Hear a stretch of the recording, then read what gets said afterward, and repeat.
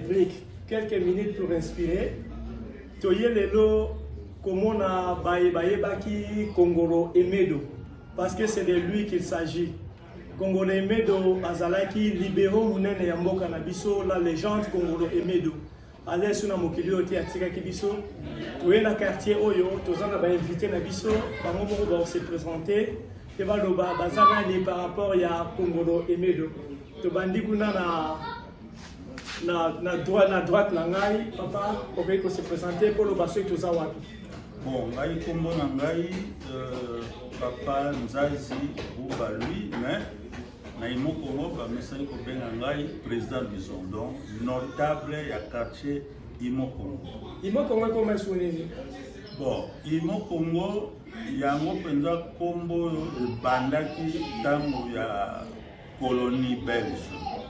Tanto papa na biso bazuba ndako yo ezalaki Imo Congo, ezalaki société immobilière ya ba belge, ezalaki espace na bango tango bapesi bandako na ba fonctionnaire.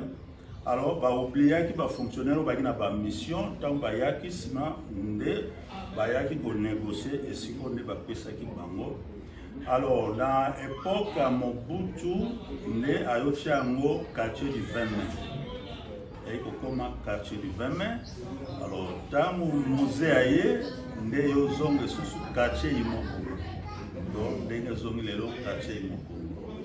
Donc, ils sont tous parmi les notables de quartier. Donc, né grandi à Imoko. Merci, papa Luzon. Papa, il va se présenter. Merci. Comment on a papa Bichou Makanzu? Papa Bichou Makanzu, on va venir au Congo, au 7. Ali moi na Imo Congo. Grandi na kata Imo Congo, né Imo Congo, hôpital congolais. Là-bas, bana Imo Congo. Tini mon frère m'a dit, l'histoire du quartier Moko, tu as qui Kalina. Il mettait fermé. Ils sont dans le quartier, on a tu vois ce quartier là, ma soeur a salon monté. Ils sont salon monté. Et le quartier m'a évolué. Le quartier, on doit ne pas regarder le quartier pour évoluer. Ils se battent que, combien d'années on te va dire que, quand on a des câbles, on a des barbares, on a des camotes. Il est tout comme nous. C'est pour dire que, vraiment, on a un grand frère. Mon petit frère, il s'appelle Louison. Le grand chef coutumier, grand prêtre. Moi, je n'ai même pas rêvé. Je n'ai pas mis la vie. Attends, ma tête, ok, il faut la monnaie. Par ça, on a. Je l'ai débrouillé comme on a vu ça. Quand on a vu ça, comme on a vu merci, papa Bijou. Merci, papa Luzon. Effectivement, Nengue Tolobi et Bandeli. Toye na rubrique na biso tobenga quelques minutes pour inspirer. Toye pour na lisolo ya la légende du football congolais, Zaïro à l'époque congolais, Kongolo Emedo. Binonde boyebi Kongolo malamu yango toye ko luka bino kwa histoire ezala falsifié et ko inspirer pe biso bato yo tozaki bana mike na Kongolo bandaki déjà ko beta bale pe ba o bazo ya sima na biso pe et image kotika la seko na seko. Papa Luzon, oyebaki Kongolo Emedo ndenge nini po ozali natif ya Imo Congo pe oza grand frère ozali papa limbole la biso to lobele la biso ndenge oyebi Kongolo Emedo azalaki nani abotama wapi suka na ye ezalaki bon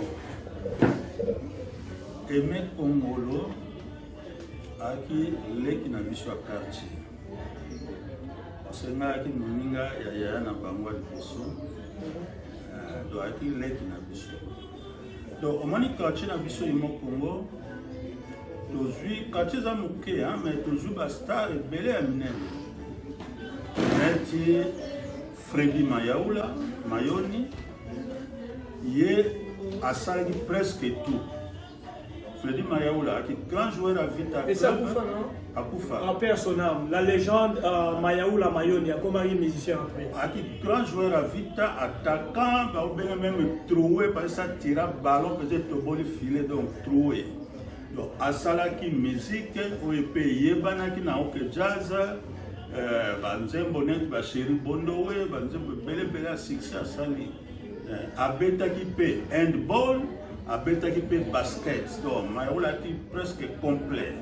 Alors toaki mpe na gardien monene Pombi Koko Pombi abandaki na Vijana ti akomaki na Vita grand gardien ti na équipe nationale ti ndenge bazwaki bandako na bango Salongo wana avec Pombi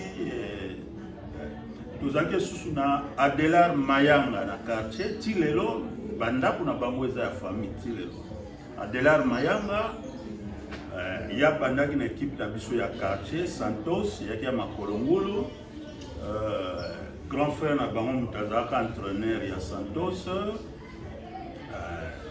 oti ndenge ayaki kokoma na Vita ndenge asalaki bani na ye banimero na ye bon toza susu na star monene neti Lita Bembo mwana Imo Congo grandi ya Imo Congo donc tokoli na ye ensemble ye mpe ndenge abandi musiki ne parce azalaki aide cameraman asalaki na ntango wana na Congo Vox. Alors Lita Bemba ozala soka wuti Congo Vox baokitise na coin alors que na coin na place de répétition Stukasi ezalaki wana nano akoti Stukasi te parce que Stukasi eza ya Lita Bembo te nde azalaki koleka omona ye atali répétition après aleki na ye na ndenge ayaka kokota kutu ye ayaki kokuta Lomingo Alida na Stukasi. Lomingo Alida tozane balabala moko magi akufa personnel bayine balabala moko bango na 4e parcelle. Lomingo Alida ya bandaki même avant Lita Bembo ayaki après. Donc star mosusu tozalaki ye wana. Bon, mpona petit frère na biso Kongolo normalement azaleki na biso parce que biso vraiment eza moke toyebanaki biso nyonso même na bakombo ya famille. Donc Kongolo né le 17 juillet 1961. Alors ayaki kokufa le 10 mars 1993. Donc azalaki grand joueur. Baneka ndenge zaka na équipe à mike je crois parcours na ye si je me trompe pas zali abana na Imat c'est ça qui n'a bien combien Imat bon et puis vraiment maté abana na Imat aye na Racing Club de Matete à Kena Vijana As 20 Club. Bon, il y a Léopard, il y a Saint-Nicolas Belgique, il y a aussi FC Porto, il y a Portugal. Là, c'est Chancel Mbemba Azobeka. Donc, parcours. Parcours, il y a Congolo, Yango Wana. Donc, Congolo a grand libéro. Et puis, à l'attaque Brassard, il y a capitaine Navita. Brassard à capitaine. Aki joueur to compter na ye donc so ki Léopard ya na grand match photos de la professionnel bazoya avec Congolo aluta Portugal azoya comme libéro auto tia motema donc ye vraiment na ba qualité ya défenseur ya Mazembo yo Katumba donc po ya kozala même ba plongeon ya moto donc a plonger a beti moto et keni. Donc vraiment petit vraiment Zala qui vraiment ma casse même côté physique donc vraiment grand joueur. Papa disons en sanction à Emedo et Salama Kindengeni pourtant le club à Ligoso comme Kimingai avant que le Racing Club de Matete si à comme on a 20 clubs Léopard Porto yo bande ko landela e pas akile ki na en sanction na vraiment za Kindengeni. Toi, bandaki kaka na libéro, to ndenge za bandaki na attaque, komi na défense, et bandaki ndenge ni bon. Wana na koki koyeba mingi te. Mais azaki défenseur. Ndenge par ce parcours ne agine défenseur.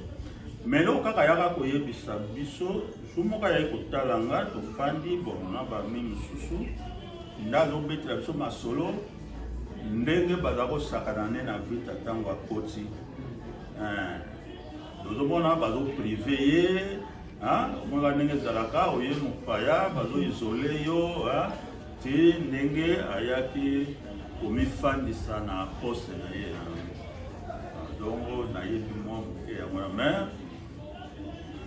parcours ne ayine toujours défenseur mais nayebi te bon na bandenge nini azali kotambola wana bon tozongela papa Luison papa Bijou yo oyebaki Kongolo Emedo bino wana obenga Aimé biso toyebaki ntango akomi Emedo Kongolo Emedo tempérament na ye ezalaki ndenge nini mpa miso bazalaka sans chaud parce que na terrain totikala komona ye impulsif te tobanda komona ye acalme na batete plongeon na ye tobanda komona ye te aswana to brutalité tempérament na ye ezalaki ndenge nini bino boyebaka Kongolo Emedo la légende Kongolo Emedo soki dans un match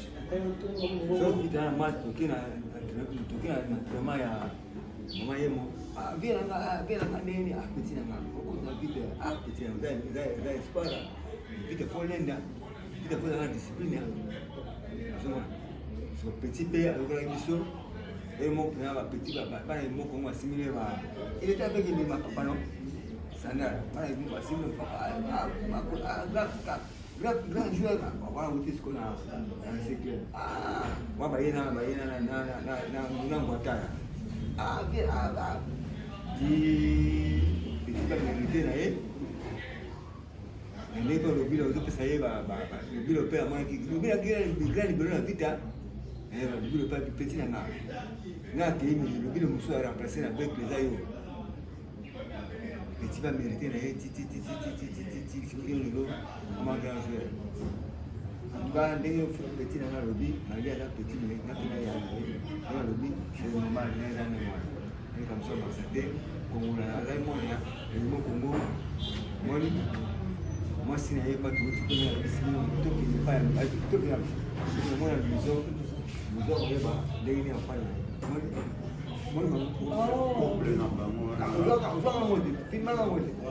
yango yo couple Kongolo na obenda ngo yango yo papa Luison opesa biso juste après émission pour mona fait Kongolo Emedo na fait madame nae pour mona ngona to chango na émission au ça mon je dis la vérité non papa moi je ne fais pas pour l'argent quand ça la promotion il y a pas valeur. Non, ça promotion va falloir. Bon, tout non, papa Luison. Un joueur qui aimait de Congolo, combien de temps pour qu'on m'a cadre avec l'aide et puis on l'a vu sur combien de temps pour qu'on m'a cadre dans le pas. Il y a dit au Kundole du Solobi, Congolo, à l'attaque brassard avec le. De Racing de Makete, qui a commis avec l'aide. Le joueur qui est combien de temps pour qu'on m'a cadre afin de s'appeler, qu'on compter sur Congolo Emedo. Bon, là on a le bas, Congolo. Bon. On a yaki étoile na ye ezalaki étoile na ye Kongolo ntango akoti peut-être ntango moke ezalaki kaka ndenge ezalaka oye bleu bazosala neti moko izole yo mais ntango afandisi libela ndenge akangaki place na ye toyaki libela so entre na ye na léopard ezalaki ndenge nini entre na ye na léopard. Mais entrer à Léopard, le fait que avec déjà des bases, il y a Vita. Parce que Léopard, ils ont rakaka mingi na Vita, imana mazele. Mais tant que il y a Simba qui Vita, il y a des bases. Donc, Américain qui m'a pour Léopard. Parce qu'il m'a donc défenseur au Vita, tchaki moteur. Donc, à compliquer même Mazembe, Banini, donc ce qui a fait les catés, mire de Berle. Donc, il a aussi fait en Coupe d'Afrique avec club. Plusieurs, donc, mais il est depuis à côté Vita, à qui n'a débat, donc à petit match, ah, ça, il combien de temps avec club? Bon, on a proposé une idée, une Naoumeli. Parce que Bettina Babobo, Botaka, En tout cas, abeti peza mingi, abeti mwa mingi. Sikoyo ntango akomaki Peut-être ntango akende poto yango eloko eseparaki ye na vita, mais abeti mingi na vita nde akomi koya koservi maintenant Léopard. yo lobi bazwaki na Léopard wana aza nano na vita akomi nano prote aza nano loko ndenge tolobaka abandaki nano na vita ntango ake sikoyo abandi sikoyo koya komi professionnel. so brassard ya vita ezalaki na maboko ya nani po ekoma epa ya Kongolo Emeli babrassard etambolaka donc biso tanto ozoyeba tanto bazokende nano match. En tout cas, yo nani olata yango soki bonga so qualité nini azalaki nango azalaki rassembleur to azalaki na leadership moko boye po lelo ekobaka oza mpona ancien bapesa yo brassard azali na qualité nini po bapesa ye brassard. Bon, il y a une question, il y a confiance selon entraîneur. Entraîneur a une qualité ou atali qui a dit non. Abeta Ramalamu. Bon, Azape Moutoyo, ce qui a lobby par Koyo Kaye. Donc, ils ont dépendre de la coach. Pour désigner le capitaine, mais étant donné que nous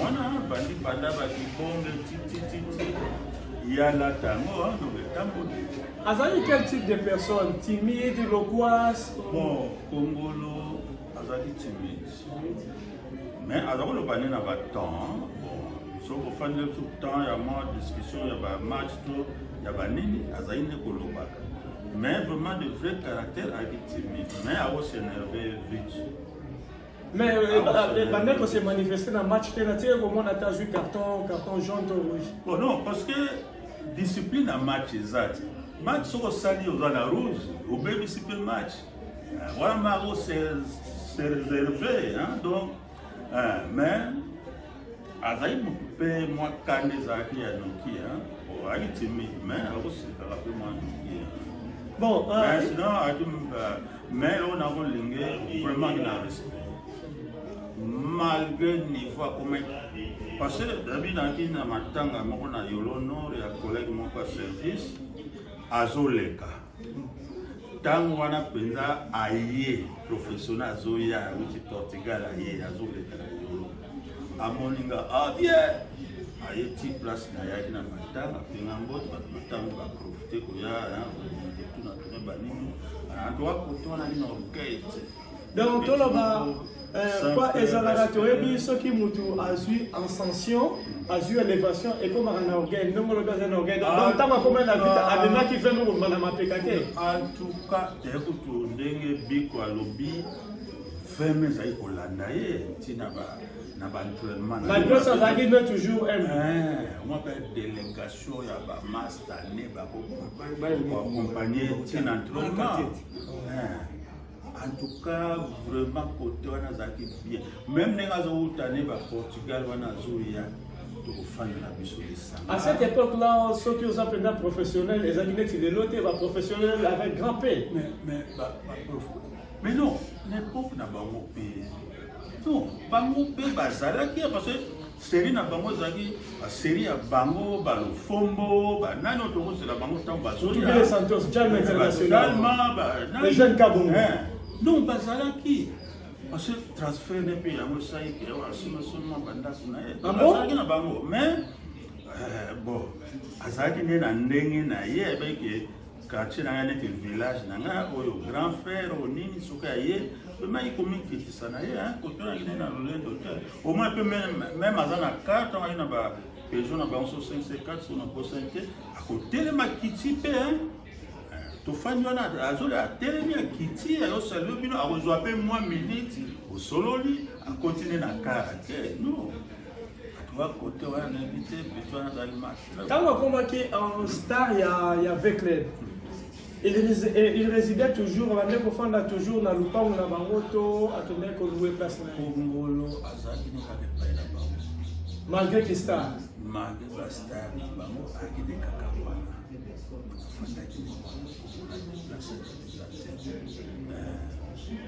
lobaka kezaka kene ezaka bapréparation bamatch minene bagarde bino un temps na hôtel bali mais kongolo asidaki siko discipline ya kongolo même kutu ntango azouta koto aza kofanda leka mais un moment nde ntango azwaki mwa baringi na ye yakozala bisoka ye lemso ake kote mais mingi ntango akoya azofandi kaka wana matere ya kotina kote sikoyo discipline ya kongolo ezalaki ndenge nini parce que toyebi il faut toloba eza na cadre émission parce que toyebi bajoueur na biso aire moko discipline mpe nde ezalaka te omona masanga bon basi wana eza nango cadre privé bon tozolobela kaka azalaki discipline ezalaki vraiment ndenge nini en tout cas namonaka place emedo azomela masanga te so na kobomba na azotiba mais boye namona yango te en tout cas boye namona yango te et puis nakoki même kobakisa lisusu même mokula basali yango te olingi ezalaka mpenza donc soki okomi star olati esasa mobimba non vraiment ezalaki vraiment en tout cas nayebi te même na lisolo parce que en tout cas tofai na vraiment toyebani na biso okosala eloko moko même nzonzi tokoyebani no te akomana na moko nyonso na yo en tout cas vraiment tambusaki makambo mpena ok tozongela yo na partie ya Porto Papa Bijou eloko nini ya malamu oretena mpona la légende du football congolais Kongolo Emedo Kongolo Emedo nani etina biso pe mwana biso akata limo Kongo akoli na miso biso mwana wana liboso nakokumisa na pase nga bana mosala na monantena seka na kande donc là outi préparation ya mwana na vie nga sa talma bolo benga bien bikolo ya wala bien bikolo mwana ba binga petit na bien bikolo Emedo te lukana porter me nga washa amela shamula yo me nga washa pose gajo ko fana kuna alvie funa kwa petit ça là do bima wa mto contrôle passeport na tutu ile ile sisi banda sawa kama te petit wale leo wana mtapesa leo $5 bongo mbele aki como so dazole na opesio $5 para kabola ba na porter o que até vie pois é na petit na moço ko batwa de ding batwa kama pesa pesa muito mogo ni famille to bongo ni famille ok ni katia bien nakuma gani walibona aye tishe bango tishe bango totiki na tiki Kongo pala bango wapa bashausa bimanga batobena mukaka ibisika avina sima kasi Kongo yo mfoya mpema bien okomona mpema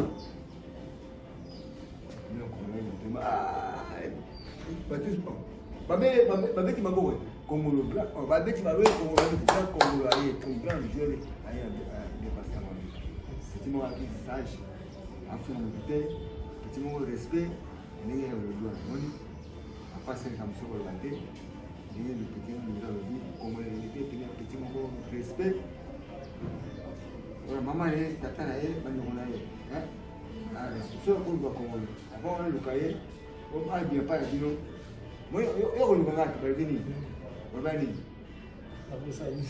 apeli ngai abite papa zake baba bote balwe bon papa zake mwana te abadi ne ba biso c'est très mal défendu on a le qui va bini bizarre va mwana biso na kotinga mwana na mwana biso so ba yo kamaye amana abe ya video ngombe sasa tozongela yo ala petit moko bien fallait que les super bango surtout que les blanda bango donc les minutes sont de banani papa na zo se plus donc moi na papa na se place so peut-être tu sois papa na pèse terre quand même aujourd'hui tout ok c'est pas le problème ok alors papa Lison tango leki na bino azui bazui autant que équipe mon Belgique avant qu'elle n'apporte.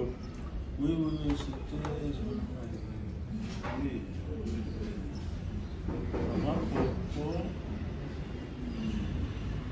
Comme le Médo n'était pas n'importe quel libéraux dans mon cannabiso, Banda Kenda Tilelo, Moutou, Abeta Lokola, Komolo et Médo Azate. C'était Saint-Nicolas. Ah, Saint-Nicolas. Boyamba Yamon Nengeni, moi dans Nabino et Imo Congo, les Kinabino, de Veuclen à Saint-Nicolas, c'est plus pour Nabino, bien te moyens que moi, Nawana, à Rokende Liboso. Non, Balena Beta Kiwana, Beta Kibale Mokoya Makasi, Toyeba Kakake, il faut se équipe na poto. Denya Robete la balle, Toyeba Kibale. Mais ça peut fierté na biso dans le camp, on va jouer dans la poto. C'est bien. On va nous vivre et nous on a pu baninga msu bazo ya ba pro. Parce que dans jouer pro na biso ya Imo Congo, ba tuya ka. Oui, ça est fier pour la quartier. Et bon, moi, si vous êtes à Porto, vous avez une Saint-Nicolas, équipe de Rolo, la seconde zone, mais Porto. Oui, Porto, il y a un monde de Salia qui est là. Il est resté combien de temps? Ah oui, il est à Porto. Peut-être Belgique, il attend minute. Mais na Porto, mais na zone na idée à temps. Mais où me l'a dit? Pour carrière, non, ça sera na Porto. À part Néna Longo de Belgique, en tout cas, à 5 carrières, Néna. Transfert Néwana, il y a un peu ça là qui est donc vraiment. Si vous place que comme on utilise l'eau et tout ça toujours dans le pincement et ça l'Arabie so pas si celui to lali to kanisi si l'eau to eko bossa la monte ti mo ki le recouffa au moins la génération o ezoya après biso ndé ba ko yeba monte mais à travers ba émission to ça là ndenge to zo ko tombola ba légende na biso ndé ba ko découvrir qui était pour le Médo le banano nouvelle ya dessin et Médo boyamba ki mon ndenge ni. Bon, il y a une surprise, hein? Ensemble, on va bien là qui. J'aurais appris Zalaki na terrain à Salaki intervention à l'école avec la Moutoua pour y passer l'hémorragie. Donc, on est dans le week-end, tu apprends qui. Oh non, avec la qui. Avec la qui.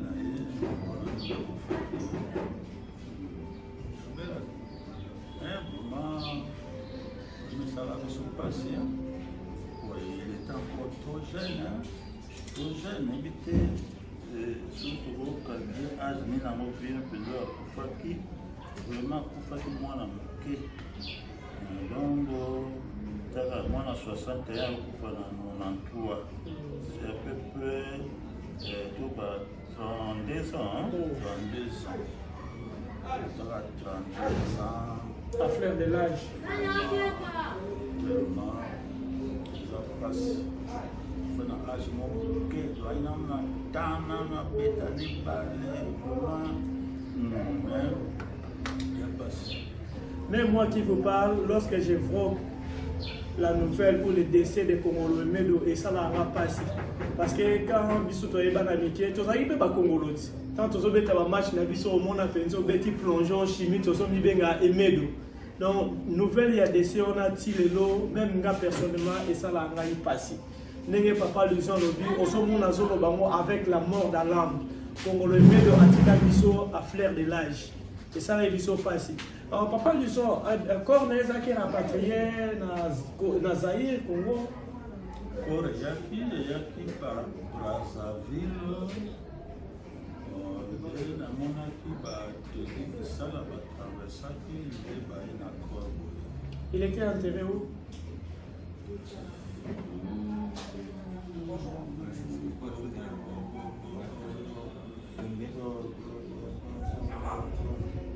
Nasa na idée c'est peut-être combien? C'est un moment où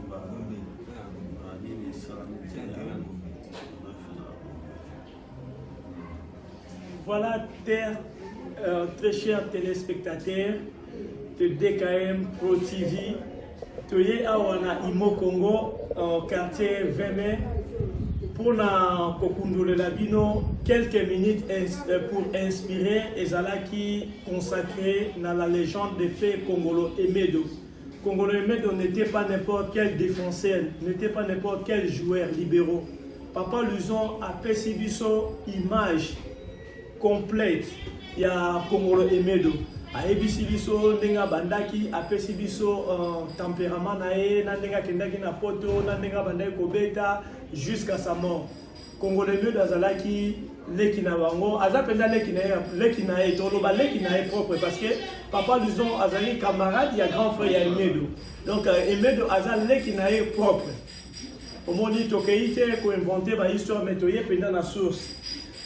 Papa Bijou a orienté biso ti awa tozuba élément en tout cas to sepeli to yaki pa to sera bino musala en tant que citoyen du monde na yaki kokundole la bino la légende Kongolo Emedo to suki wana te to kosala ba émission Papa Luzon nenga zawana azali bibliothèque avant to banda akota na profondeur akundole biso ba mayaula ba lita bembo ba tebele lorsqu'on aura le temps to kokitali susu awa aussi longtemps que Nzambe a regardé en vie to kokitali susu awa kokundola puna ba légende mososo.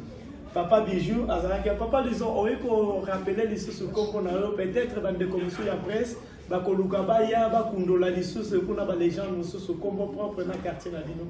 Bon ngai Azali, directeur technique de l'Institut géographique du Congo, sur Rond-Point Mandela. Un cadre de l'État. Donc, je suis directeur. Non, Nangeza Nzazi Kouba Louis. Mais na Facebook, il y a Luizon Nzazi. Na Facebook, Luizon Nzazi. Donc, biso ba notable ya quartier Imoko. On a qui président mutuel ami Imo ya Imokongo pendant 3 mandats, trésorier, conseiller, président sous-sectionnaire Croix-Rouge Imokongo, secrétaire exécutif PPRD Imokongo. Bon. C'est ça, donc ils sont pas notables en quartier. Bongo Papa Bijou. Moi,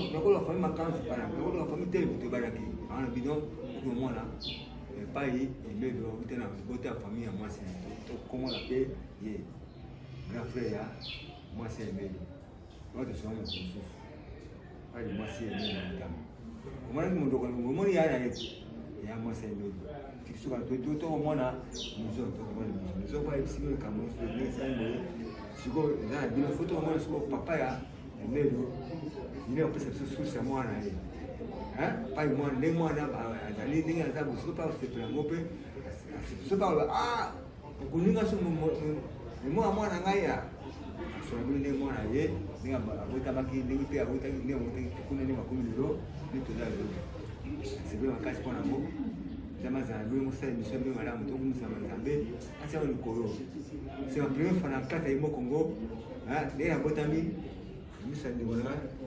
C'est vraiment qui est journaliste, c'est qu'on aille. Nada journaliste, nada patriote, ça pour la promotion de valeur. On appelle ça, dans le niveau animal, il journaliste. Ah mais merci. Les journalistes, on ne sait pas il faut voir. C'est mon cas, il continue sur le continent. Merci. Continuez l'émission. Le bon, on n'a pas, je suis là, on a plus ou moins, nous avons fait sur la caméra de Tabémo. Mayaoula Mayoni. Bon, les vrais noms de la famille, il y a Kalombo. Kalombo. Donc, Aimé Omolo Kalombo. Donc, la famille Kalombo. Donc, papa a offert na poto. Bana, papa a na poto. Sali, maman yokufa. Maman a boti Kongolo. Mais il n'y a pas longtemps, pas une année, si je ne me trompe pas une année, et puis mère a confié. Le papa dérangea qui a 5 ans à négociation. Le papa a contacté, on est à zone et tout ça pour Ok, merci beaucoup. Soyez branchés sur DKM Pro TV. Vous avez image, il y a solo. Ça ne sera pas toujours football, tout ça. Nyoso. Nyoso, aux autres, l'éducation, environnement. Oh, vous avez une image, nyoso, la vidéo, merci une fois de plus à Papa Luson. Oh, yo, tu as dit que tu as dit la biographie. Vraiment, à la bibliothèque, il y a solo cadre à l'État, notable, il y a Imo Congo. Et merci à Papa Bijou. Oh, il y a Tambou Sibiso, pas de conseil, mais Tambou Sabiso. Et c'était la rubrique intitulée Quelques minutes pour inspirer avec Congo le Médo. See you next time. Bye bye.